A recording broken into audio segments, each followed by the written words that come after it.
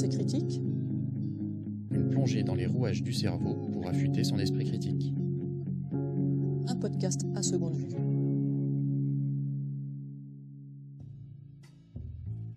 Bonjour chers auditrices et auditeurs, c'est Pierre de l'association À Seconde Vue. Bienvenue dans Pensée critique. Cet épisode est la deuxième partie de notre entretien avec Florian Kova, chercheur en philosophie à Genève. Si vous n'avez pas encore écouté la première partie, nous vous invitons à le faire dès maintenant pour une meilleure compréhension de cet échange. Elle est disponible sur votre application de podcast et sur notre site asegondevue.fr. Nous vous mettons le lien en description. Bonne écoute.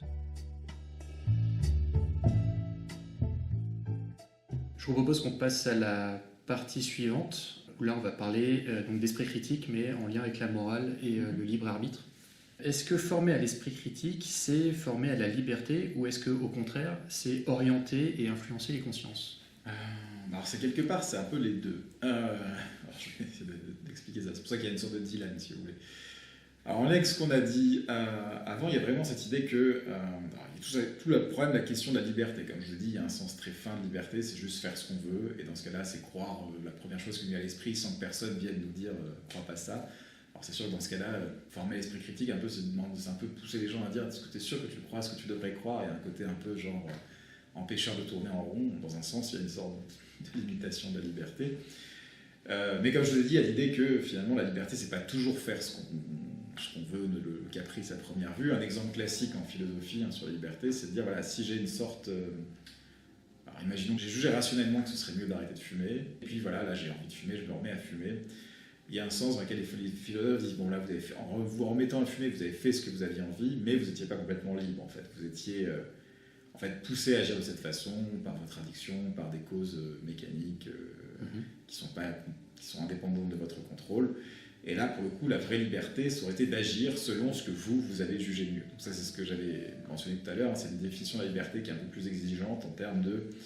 On est libre quand nos actions, elles répondent, elles sont en lien, elles découlent de ce qu'on juge être mieux rationnel. Voilà. L'idée, c'est qu'une personne est d'autant plus libre qu'elle est capable de tenir ses résolutions, d'agir selon sa conscience. Ça, voilà. Et l'idée, c'est qu'on peut dire, dans cette perspective-là, on peut dire que de la même façon qu'en entraînant quelqu'un à ne pas céder à ses pulsions, on la rendrait plus libre. Voilà. En aidant une personne à ne pas céder à son envie de cigarette, on la rendrait plus libre, parce qu'elle pourrait tenir sa résolution de ne pas fumer.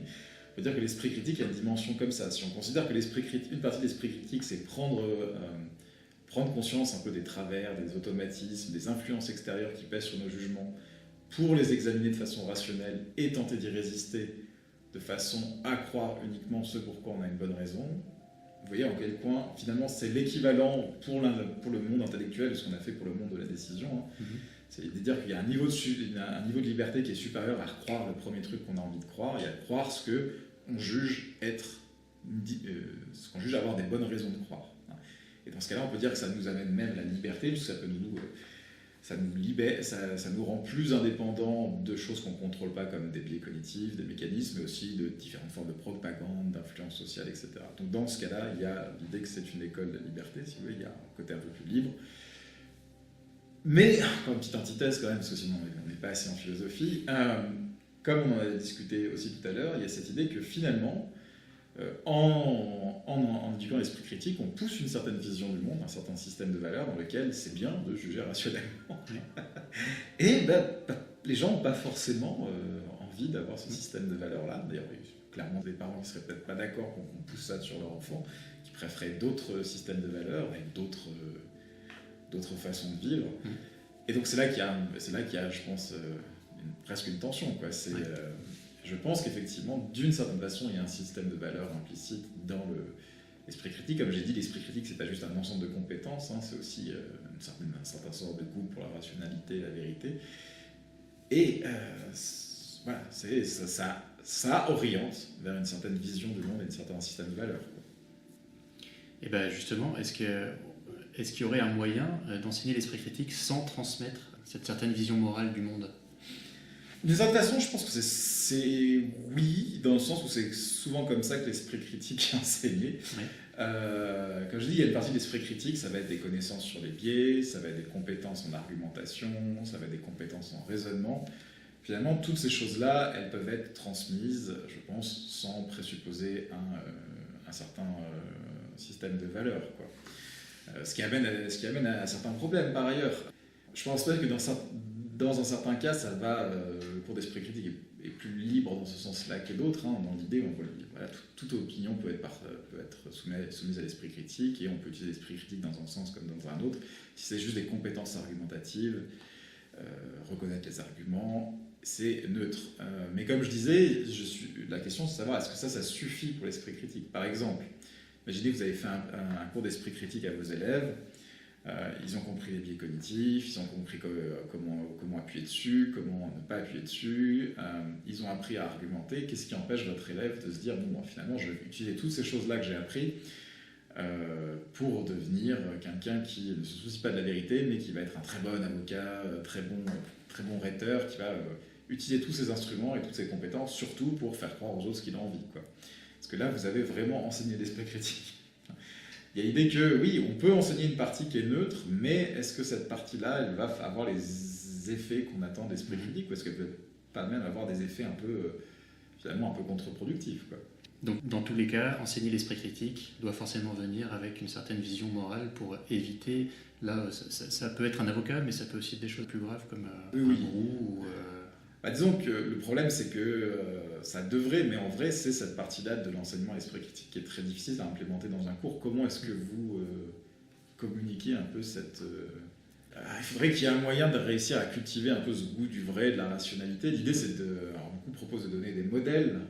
Par exemple, pour un film que j'avais bien diffusé en classe, je ne sais pas si vous savez, c'est 12 hommes en colère, 12 Angry Men, ça vous dit quelque chose. Il y a vraiment cette idée que, il y a une personne qui essaye de pousser les gens à se dire, voilà, peut-être est-ce qu'on a assez de preuves. Puis c'est une figure assez inspirante, finalement. Oui. Mais est-ce qu'il y a des moyens... C'est très dur de... Alors, oui, il y a des gens qui proposent de faire ça en utilisant l'enseignant comme modèle qui doit inspirer ses élèves, mais en tant qu'enseignant qui a des élèves, je veux dire que c'est rare qu'on les inspire beaucoup, quoi. En tout cas, ça se voit pas beaucoup en classe. Je suis pas sûr que, je pense que de son attitude générale des élèves par rapport aux enseignants passé un certain âge, c'est pas l'inspiration, quoi. C'est plus un rapport plus conflictuel. Mais c'est la partie pour laquelle on sait comment enseigner les biais cognitifs. On peut se baser sur des détails, mais on voit à peu près comment ça se fait. C'est des choses factuelles, on peut donner des exemples, on peut demander aux élèves de faire des exercices où ils jouent sur ces biais. On sait faire des exercices de raisonnement, de l'argumentation en classe, mais inspirer des valeurs chez les élèves, c'est beaucoup plus difficile. Est-ce qu'on peut reprocher moralement à quelqu'un de croire en quelque chose de faux s'il n'est pas familier avec l'esprit critique, la démarche critique ? Déjà, on peut même enlever la dernière partie de la phrase pour commencer, parce que c'est tout un débat en philosophie de savoir si on peut condamner les gens pour croire quelque chose de faux. C'est assez marrant, c'est un débat qu'il y avait déjà finalement au Moyen-Âge. Est-ce qu'on peut condamner les gens qui ne croient pas en Dieu pour le fait de ne pas croire en Dieu, parce qu'a priori ils vont en enfer quand même. Et une des réponses qu'on trouve dans la théologie, c'est de se dire mais en fait c'est parce que la croyance ne dépend pas uniquement de choses intellectuelles, ça dépend aussi de désirs personnels. Et il y avait l'idée que les preuves de Dieu sont là. Si les gens n'y croient pas, c'est parce qu'ils n'ont pas envie d'y croire, parce que leur âme est corrompue, donc ils peuvent être blâmés. Si on va sur des trucs plus concrets, c'est aussi des choses, par exemple, imaginons que quelqu'un cause un accident de travail parce qu'il ne savait pas qu'il ignorait une certaine information. Est-ce qu'il peut être blâmé pour ça ? La question, c'est déjà, est-ce qu'il avait les moyens de le savoir ? Est-ce qu'il pouvait le savoir, déjà ? S'il n'y avait aucun moyen de le savoir, on ne peut pas le blâmer d'avoir une opinion fausse. Est-ce que c'était raisonnable d'attendre de lui qu'il le sache ? Ça faisait partie de ses tâches habituelles. Est-ce que c'était quelque chose qu'il est censé faire en général, prendre des informations ? Il y a tout un tas de gradations comme ça. Donc en fait, il n'y a pas de réponse très classique. Là après, c'est plus une question de est-ce qu'on peut moralement reprocher l'ignorance de quelqu'un ? Là, c'est plus quelque chose de... Au-delà de l'ignorance, c'est là vraiment de croire en quelque chose. Ouais. Alors, ce serait juste l'ignorance, là.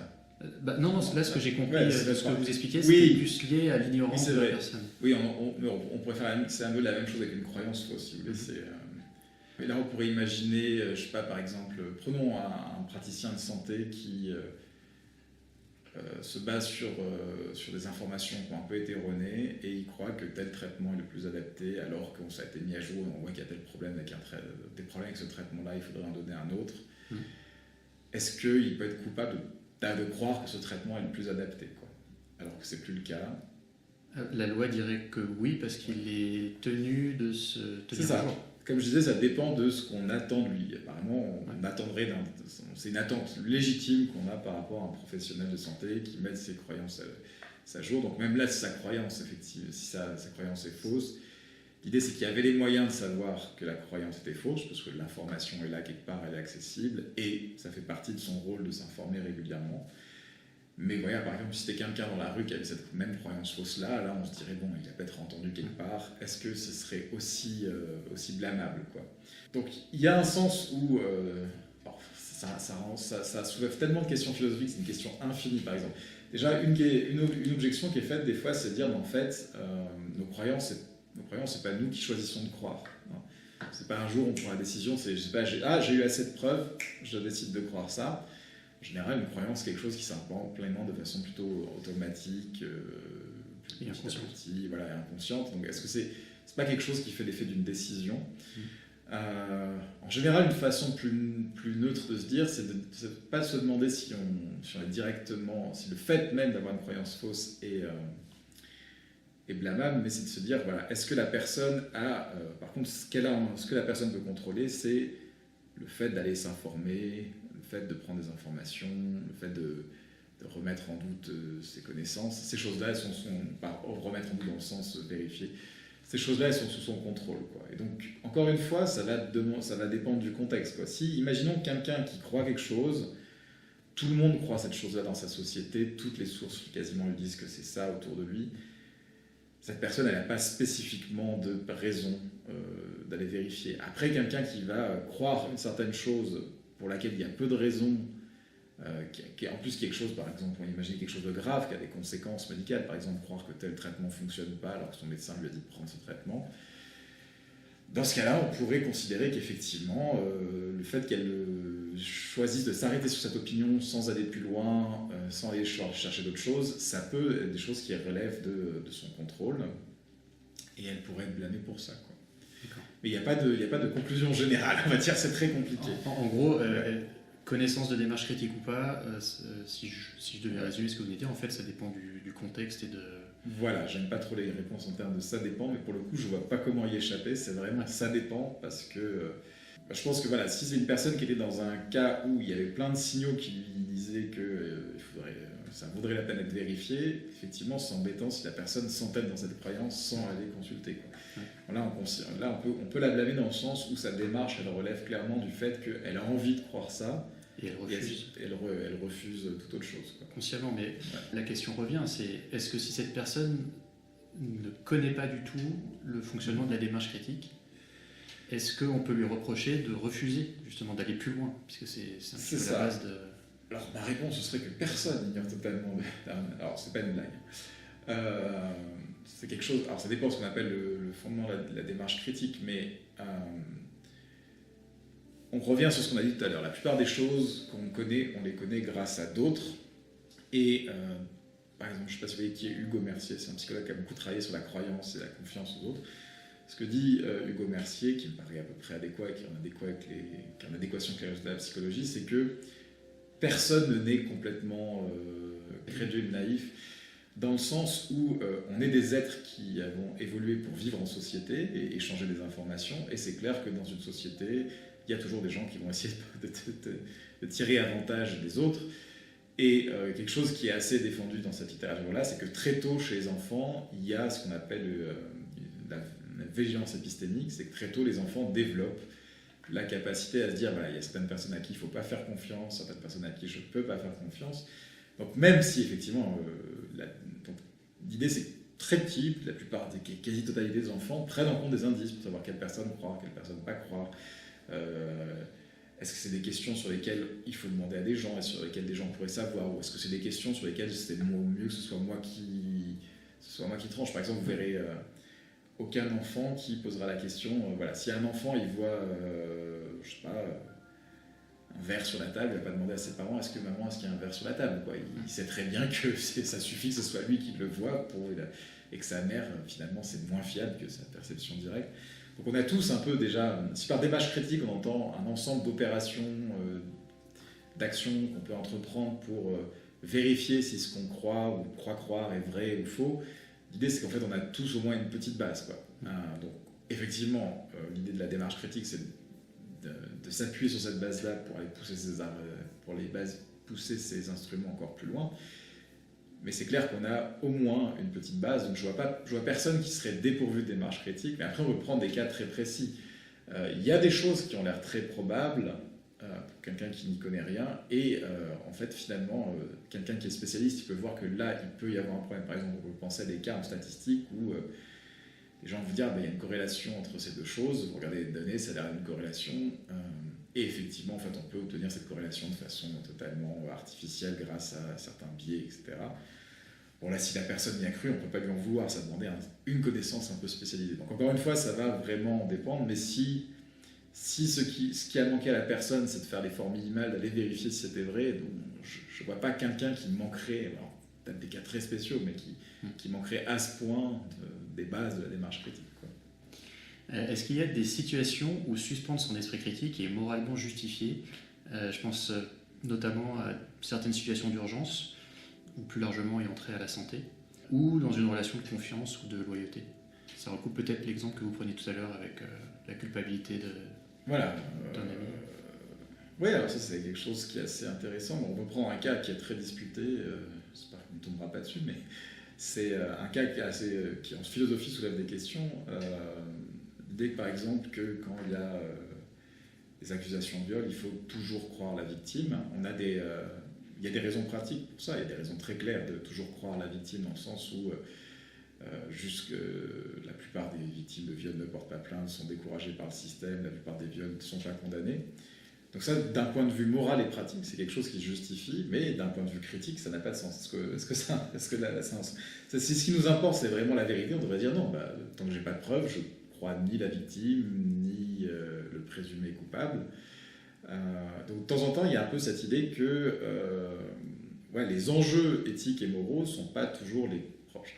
Alors on pourrait dire qu'en fait, il n'y a pas de contradiction dans le sens où, comme on a dit, croire, c'est pas quelque chose qu'on choisit.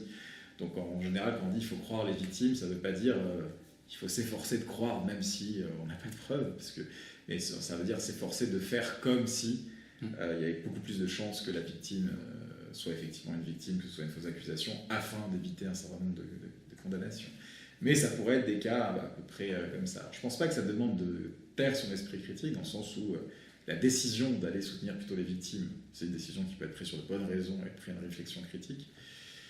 Je vais donner peut-être un exemple dans le cadre de la santé. Des parents, les deux sont professionnels de santé, d'accord, et les deux ont tendance à baser leur pratique sur la science, sur les preuves. Leur enfant, qui est un bébé, a un symptôme quelconque qu'ils ne parviennent pas à expliquer eux-mêmes, et ils ont consulté plusieurs spécialistes pédiatres qui eux-mêmes soit n'arrivent pas à expliquer, soit disent c'est rien, il n'y a pas de problème. Mais ils voient, eux, que leur enfant a quelque chose qui ne va pas. Ouais.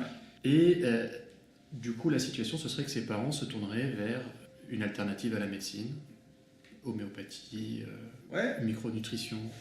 Alors c'est compliqué, dans ce sens où j'ai l'impression, il y a une façon que je me dis, c'est, imaginons que la médecine basée sur des preuves ne propose rien. Vous avez une pseudo-science qui propose un truc. Imaginez que vous pensez que rationnellement, ça a moins d'un % de chance de marcher. Parce que c'est très clair, il y a beaucoup plus de chances que ça soit du bidon. Est-ce que ça reste quand même, est-ce que ça serait pour autant irrationnel de prendre ça ? Parce que le but ici, c'est pas de choisir ce qui est vrai, c'est de se dire c'est le seul truc qui a une mini-chance de marcher. Donc en gros, ça va demander quels sont les coûts, hein, parce que bon, après, on peut imaginer un cas comme ça où je veux guérir un symptôme chez mon enfant, la médecine traditionnelle ne propose rien, puis là on me dit, j'ai l'homéopathe du coin qui me dit voilà, il y a une granule, on me dit voilà, je te jure, ça marche. Est-ce que franchement, le truc le plus rationnel, c'est pas de juste tenter le coup, parce que ça coûte rien, enfin je veux dire, il va peut-être me vendre la granule 10 balles, quoi, mais je veux dire, il n'y a pas de risque, ça cause pas de retard de prise en charge. Là, c'est très simple, quoi. Donc dans ce cas-là, ça ne paraîtrait pas... Ce serait même pas pour moi presque... Je pense que c'est quelque chose qui est défendable rationnellement. On peut se dire, il y a vraiment une infime chance que ça marche, mais il n'y a pas vraiment de coût, donc les bénéfices potentiels valent le coup, quoi. Ce serait une suspension de l'esprit critique rationnel. Ouais, ce serait un truc comme ça. Enfin, l'idée, c'est que dans ce cas-là, j'ai l'impression que si je refusais de absolument prendre... Voilà, imaginons que ma compagne me dise « mais on peut tenter le coup », puis moi je m'y oppose vraiment très fort en disant « non, mais de toute façon, c'est des conneries, c'est pas scientifique », est-ce que je serais pas plus en train de défendre une certaine vision du monde que de chercher rationnellement la meilleure situation? Est-ce que d'une certaine façon, je serais pas en train de confondre l'esprit critique avec la défense d'un certain nombre de positions d'une certaine vision du monde? Est-ce que ça a un sens? Après, bien sûr, le problème, c'est qu'en général, ça ne marche pas comme ça, les trucs de pseudo-science. C'est toujours des trucs qui vont détourner des voies traditionnelles qui, en plus, vont avoir des coûts, peuvent avoir des effets secondaires. Par exemple, si on me dit que la seule façon de sauver mon enfant, c'est de lui faire un régime, je ne sais pas, complètement débile, uniquement à base de viande, sans rien d'autre, voilà, il y a forcément des efforts, quoi. Mais... voilà, je peux très bien imaginer des cas dans lesquels ce serait effectivement des cas où ce serait rationnel comme le cas dans la pilule, mais par contre rentrer à fond dans des trucs qui vont être très coûteux, qui vont provoquer des risques, là pour moi effectivement on peut considérer ça comme un abandon d'esprit critique, mais je pense pas que ce serait un abandon qui serait conseillé, quoi. Justement. La question suivante, peut-on être tenu moralement responsable d'un manque d'esprit critique, par exemple dans le refus idéologique ou l'acceptation aveugle de mesures sanitaires? Elle vient comme un miroir inversé de ce qu'on a dit juste avant, c'est-à-dire est-ce qu'une personne qui refuserait de façon idéologique d'aller vers d'autres thérapies pour un enfant ou peu importe, pourrait être tenue moralement responsable justement de ne pas aller chercher... Ouais, c'est une question très difficile. Alors on a plein d'exemples dans l'actualité de parents qui font subir des choses à leurs enfants parce qu'ils sont persuadés que c'est la meilleure chose pour eux, qui ne vont pas les vacciner après les enfants vont tomber malades. Donc, la question telle qu'elle est posée, c'est-à-dire peut-on être tenu moralement responsable d'un manque d'esprit critique dans les refus idéologiques ou l'acceptation aveugle de mesures sanitaires? C'est vrai qu'il y a certaines religions ou certaines sectes qui sont directement liées à cette question, à savoir le refus de la transfusion sanguine, le refus de la vaccination. C'est ça, c'est une très bonne question en fait. Donc je mentionnais ça parce que j'ai l'impression que voilà, notre premier réflexe en tant que public quand on entend ces choses-là, c'est d'être vraiment indigné, en colère contre ces gens-là. Ce qui a l'air de supposer qu'effectivement ils sont responsables de leurs actes. Que c'est pas une sorte de tragédie où ils agissaient en tout à fait de bonne foi. Parce qu'on pourrait imaginer des scénarios très simples où les gens prennent une décision catastrophique, mais comme ils ne sont pas du tout au courant, il y a un problème. Je ne sais pas, imaginez que quelqu'un donne à manger à une autre personne et personne ne savait que cette personne avait une allergie très rare à un aliment et la personne meurt. Là, on ne va pas ressentir de colère, on va se dire c'est vraiment trop triste comme histoire, il y en a une qui a tué l'autre sans faire exprès. En quoi ça c'est différent par exemple de parents imaginons des parents qui auraient causé la mort de leur enfant parce qu'ils auraient refusé de vacciner leur enfant aurait chopé la maladie en question. On a l'impression en tout cas, en première vue, on traite ces cas-là différemment, mais c'est pas évidemment pas clair évidemment, parce que si les parents étaient vraiment persuadés que le vaccin était mauvais, on devrait dire que c'est un peu le même type d'erreur finalement.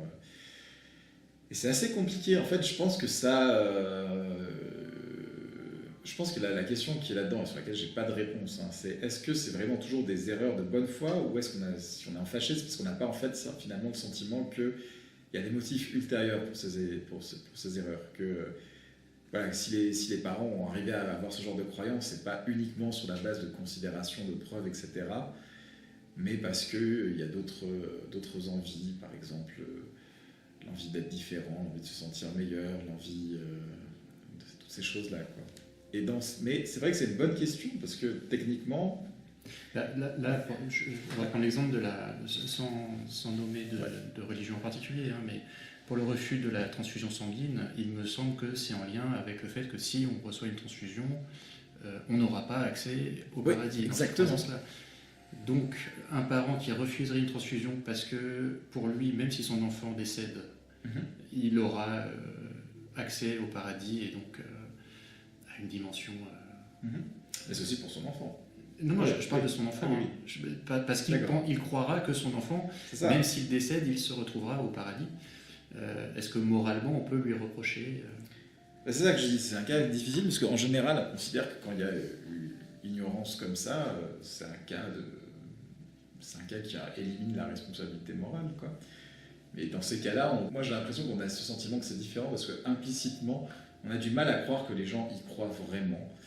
On se dit qu'il doit y avoir autre chose derrière, et ça nous permet de les blâmer. Ça nous paraît tellement bizarre d'avoir ces croyances.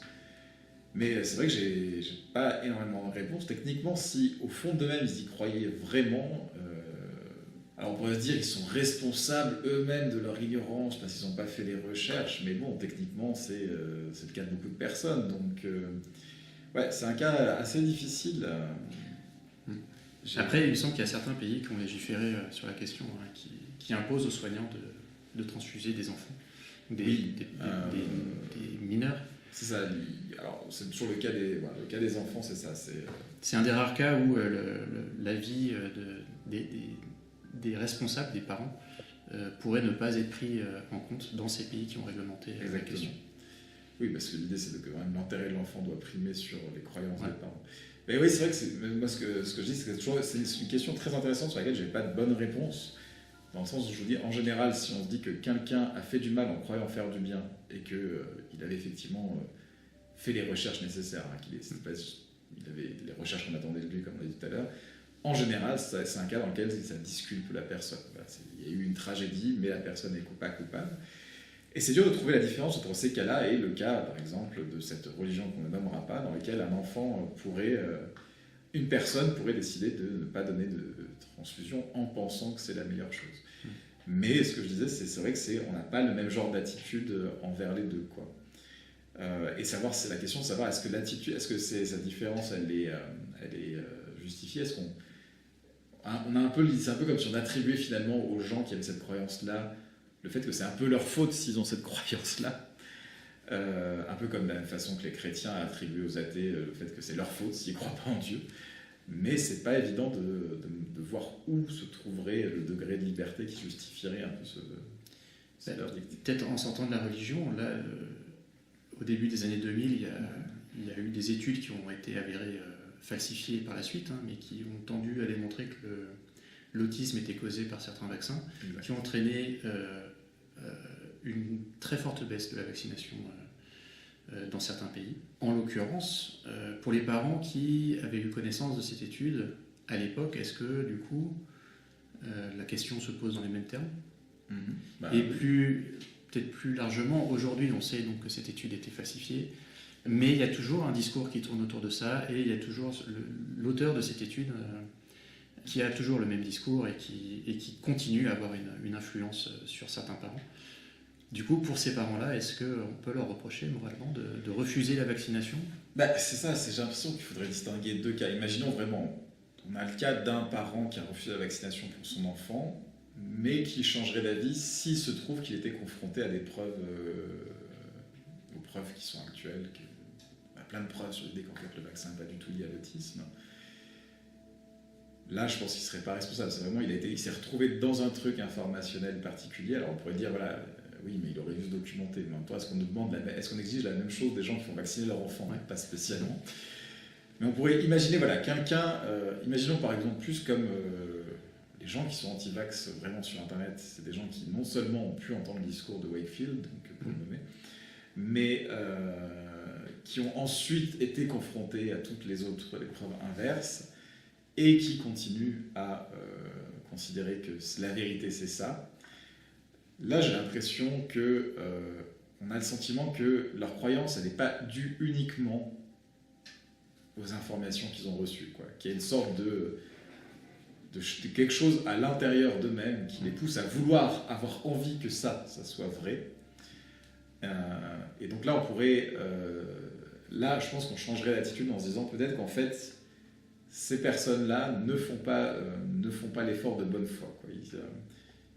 Quelque part, il y a une partie d'eux-mêmes qui choisit de rester aveugle à ce genre de preuves. De toute façon, j'ai l'impression qu'on ne jugerait pas les deux cas de la même façon, mais toute la question que j'ai, et sur laquelle je n'ai pas de réponse, c'est est-ce que c'est effectivement le cas ?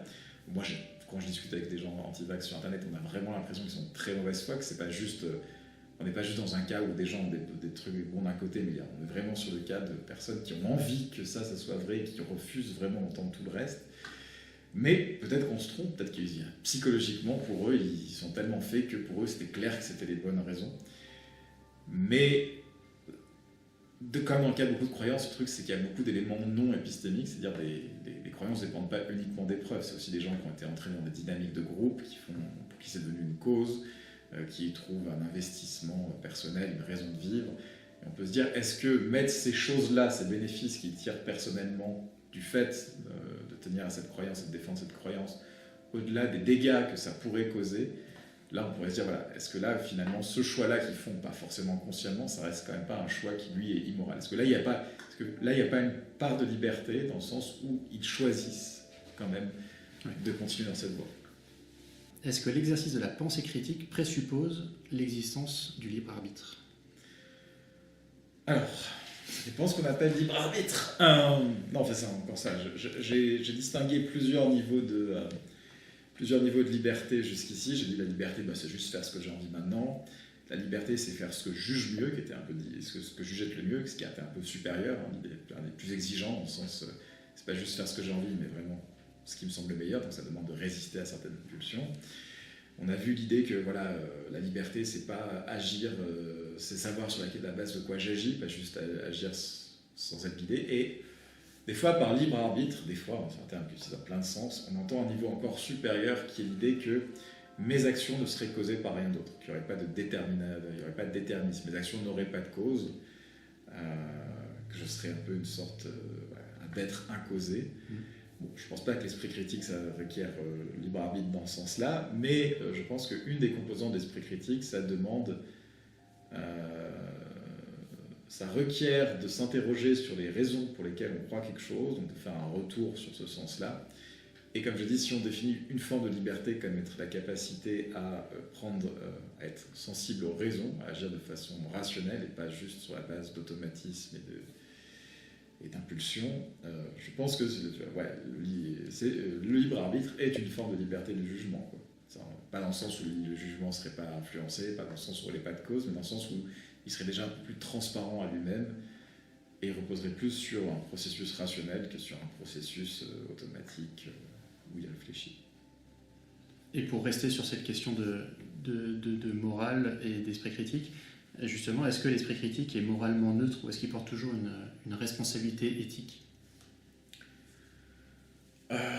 Alors, ça dépend de ce qu'on appelle l'esprit critique. Si on parle de la disposition, la chose qu'on a, l'esprit critique, comme j'ai dit, ça reste quelque chose qui est utilisable, qui est compatible avec plein de positions. Comme je dis, c'est limité dans le fait que je pense que c'est impossible d'avoir l'esprit critique sans une certaine valorisation de la rationalité et du vrai. Pour moi, il y a vraiment une partie de l'esprit critique, c'est donner ce goût un peu de se dire... pour moi, quelqu'un qui fait preuve d'esprit critique, il aurait moins tendance à se dire là, je m'en fous si c'est faux, mais c'est rigolo, ou j'aime croire ça. Une partie de l'esprit critique, ça serait de se dire mais en fait, est-ce que c'est pas plus important de se demander si c'est vrai? Donc, dans ce cas, ce serait pas complètement neutre dans le sens où il y aurait une certaine valorisation de la vérité. On peut dire ça reste la vérité en général, ça reste quand même une valeur assez pas neutre parce que c'est une valeur mais partagée par beaucoup de gens. Donc je pense que l'esprit critique en tant que disposition, ça reste quelque chose d'assez neutre, avec l'exception de ce qu'on a donné tout à l'heure. Alors il y a l'idée à mon avis que c'est clair qu'en soi l'esprit critique ça va disqualifier certaines positions parce qu'il y a certaines positions qui ne soutiennent pas l'examen critique, pas dans le sens où l'esprit critique est à la base biaisé contre ces positions, mais qu'il y a des positions qui ne tiennent pas bien la route, ne tiennent pas l'examen critique. Je pense qu'il y a un certain nombre de versions de certaines religions, par exemple, tout ce qui serait des religions qui iraient beaucoup sur le terrain de la science, quoi. Par exemple, on peut avoir plusieurs versions d'une religion, une qui fait bien la distinction, puis d'autres qui vont tenter d'avancer des théories très bizarres. Cette théorie-là, à mon avis, c'est clair que l'esprit critique est moins compatible avec elle que d'autres versions. Après, il y a la question de savoir est-ce que la promotion de l'esprit critique en tant que mouvement social, c'est quelque chose qui est neutre, et je ne pense pas complètement. Comme je disais, comme je disais, il y a plein de visions du monde, de courants qui vont dévaloriser en fait la rationalité, la vérité. Alors pour prendre quelque chose qui n'a pas trop fâché, il suffit de prendre un courant comme, alors en Suisse on en a quelques-uns, l'anthroposophie. Je veux dire, c'est pas, mon idée, c'est pas juste que l'anthroposophie c'est rationnel, je le dis c'est rationnel, c'est pas la question. C'est juste qu'à l'intérieur du discours anthroposophique, il y a toute une théorie de dévalorisation de la rationalité. C'est-à-dire que la raison, c'est la part la moins bonne de l'âme, c'est celle qui nous maintient aux choses les plus basses, il faut la dépasser, etc. Donc il va y avoir un certain nombre de conceptions du monde qui vont forcément être en conflit avec la valorisation de l'esprit critique. Ça, de la même façon, on pourrait imaginer, encore une fois, des versions de religion, parce que la religion vient toujours en beaucoup de versions, qui mettent l'accent sur le fait de l'obéissance aveugle, du fidéisme, du fait de croire des choses même si c'est irrationnel. Là aussi, ces visions-là, elles vont forcément entrer en conflit avec la valorisation de l'esprit critique, quoi. Florian, pour terminer notre entretien, il nous semble qu'il est intéressant pour nos auditeurs de prendre conscience que l'esprit critique concerne tout un chacun, y compris des chercheurs qui travaillent de près ou de loin sur ce sujet. Et il me reste donc quelques questions plus personnelles à vous poser et qui permettront d'illustrer cela. Tout d'abord, quel est le biais ou la lacune de votre propre façon de penser que vous avez découvert le plus tardivement ? Oula. Plus tardivement. Bon, je pense qu'un biais assez... Ouais, c'est plus quelque chose que j'ai appris en tant qu'enseignant. Je pense qu'un biais qui est assez reconnu, alors c'est pas tant quelque chose sur les fausses croyances, c'est plus un biais dans la vie de tous les jours, c'est qu'on a un peu cette tendance à projeter sur les gens ce qu'on sait. Je sais plus ça a un nom, mais je ne me rappelle plus exactement lequel. C'est-à-dire que par exemple, si vous avez appris un truc et que vous le connaissez très très bien, vous allez avoir tendance à penser que c'est assez familier aux gens en général et à partir sur des choses un peu plus... Donc par exemple, quand vous enseignez, vous vous dites « oui, je ne vais pas expliquer ça, tout le monde le sait, je vais passer pour vraiment quelqu'un qui répète les trucs les plus basiques » et donc vous allez partir sur des trucs moins évidents, mais en fait ça va justement pas marcher. Donc ça c'est vraiment... ça, je crois que ça s'appelle actor projection en anglais, c'est l'idée qu'on a tendance à interpréter ce que les gens savent par rapport à ce qu'on sait déjà, ce qui crée une sorte d'écart. Et c'est dur de se dire, voilà, mais en fait, il faut que je me rappelle moi comment j'étais quand j'avais aucune idée du truc, ce qui est vraiment un effort qu'on doit tout le temps faire quand on enseigne. C'est vraiment pas facile. C'est souvent des choses, des trucs que j'ai appris, par exemple dans des interventions grand public. Des fois, j'avais pas le temps de parler beaucoup, par exemple, passant la radio, puis je parle 10 minutes, 15 minutes, j'ai l'impression d'avoir expliqué vraiment un truc immensément trivial que tout le monde savait, puis les gens me disent, ah, c'était quand même intéressant. Je suis là, ouais, vraiment. Et je pense que c'est vraiment quelque chose qui... alors, c'est un biais qu'il y a énormément dans la vulgarisation. Je pense que beaucoup de chercheurs ou même de gens qui s'y connaissent ont du mal à vulgariser parce qu'ils veulent partir sur les trucs, tout de suite les nuances, les subtilités, des trucs plus compliqués. Et c'est dur de se remettre à la place de quelqu'un qui était vraiment novice, quoi. À quoi ça ressemblait cet état-là, quoi. Et quelle expérience ou étude a le plus transformé votre compréhension de la pensée humaine ?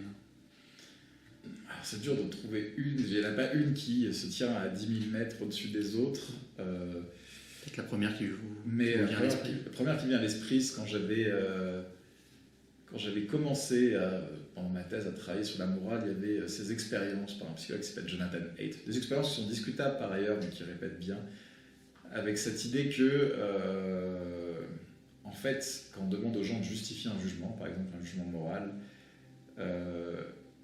les gens vont donner plein de raisons, mais c'est pas forcément les raisons pour lesquelles ils ont jugé ça, en fait. Leur jugement leur vient automatiquement. Et après, quand on leur demande de justifier, ils vont inventer des raisons qui n'ont pas forcément à voir avec la raison pour laquelle ils pensent. Une des leçons de ces études, c'était vraiment que les gens partent d'une impression, partent d'un sentiment que ça c'est bien, mal, juste, injuste, vrai, faux, puis après vont construire tout un truc autour pour justifier ça, et qu'une énorme partie de la réflexion humaine va être consacrée à justifier une réponse qu'on a déjà donnée plutôt qu'à examiner la réponse et si elle est vraie, quoi. Je pense que ça marche assez bien dans la vie de tous les jours. Et enfin, pour conclure, si vous aviez le pouvoir de changer une seule chose, de prendre une seule mesure dans le but de renforcer l'esprit critique de la population, laquelle serait-elle ? C'est une bonne question. À part éliminer tous les psychanalystes, je fais ça. Ouais, je pense que... alors voilà, peut-être que je vais partir là-dessus. Je pense qu'il y a... aussi bizarre que ça puisse paraître à première vue, j'ai l'impression qu'on a vraiment développé une notion de culture générale qui fait aucune part aux sciences. Voilà.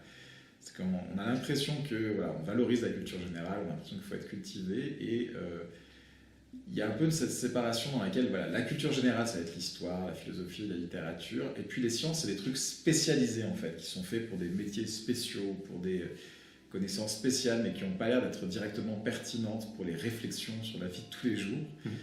Un peu comme s'il y avait il y a un peu cette distinction entre voilà, la personne cultivée, c'est l'esprit humaniste, littéraire, et puis l'esprit scientifique, c'est technicien, c'est pas quelque chose qui est pertinent pour les délibérations morales, politiques, éthiques, et je pense que c'est une très mauvaise division. J'ai l'impression qu'il faudrait vraiment revenir à un cas où la culture générale qui est exigée de tout le monde, elle intègre à la fois les deux, quoi. Mais qu'on voit que les méthodes mathématiques, les méthodes scientifiques, les connaissances qu'on peut avoir en biologie, c'est pas des trucs un peu accessoires, et on peut être une personne complète et avec une culture suffisante pour discuter, comprendre le monde sans ces trucs-là, quoi. Je sais pas si ça fait sens, mais par exemple, si vous regardez par exemple même les formations des hommes politiques français, souvent on sent qu'il y a un manque de culture scientifique assez évident, quoi. De revenir à un cadre où l'idée c'est que voilà, j'ai vraiment l'impression qu'il y a un peu ce truc, voilà. En même temps on valorise énormément les sciences, on retire des heures dans l'enseignement aux sciences, en tout cas en Suisse, aux sciences sociales, à l'histoire, etc. Mais j'ai l'impression en même temps qu'il y a vraiment cette idée, il y a les trucs qui donnent du taf et qui donnent de l'argent et qu'on fait pour travailler, ça va être des trucs scientifiques, puis après il y a ce qu'on fait pour se construire et s'élever mentalement et spirituellement, et ça va être plus les trucs littéraires, sciences humaines. Et j'ai l'impression que pour moi il y a tellement de choses qui ont contribué à ma compréhension du monde, mais qui viennent par exemple je sais pas, des statistiques, de la biologie, etc., que ça me paraît ça me paraît une source de problème pour l'esprit critique. Mais quand on revient à la philosophie, je trouve aussi que, en tout cas en France, moi en Suisse, mais quand même, il y a une approche trop littéraire de la philosophie en général, quoi, où on est plus sur le fait de réfléchir pour la beauté de la réflexion, et moins sur l'idée de se dire qu'il y a des bonnes et de mauvaises façons de réfléchir et qu'on peut améliorer ça, quoi. Et c'est drôle que vous ayez parlé en premier lieu des psychanalystes, parce que justement, un des seuls souvenirs qui me reste de la philosophie de terminale, malheureusement, c'est le complexe d'Oedipe. Eh oui, c'est ça. Alors au moins, en Suisse, c'est pas le cas, mais en France, ça reste assez présent. Alors, moi, j'ai des enfants qui ont passé le bac, et je sais que leur prof de philo en terminale leur avait fait la moitié du programme via Freud, quoi. Donc c'est triste de se dire que je pense que l'enseignement de philosophie, quelquefois, est un obstacle à l'esprit critique dans l'état dans lequel il est actuellement. Ouais. On va conclure là-dessus. Ouais. Merci beaucoup, Florian Kova. Merci.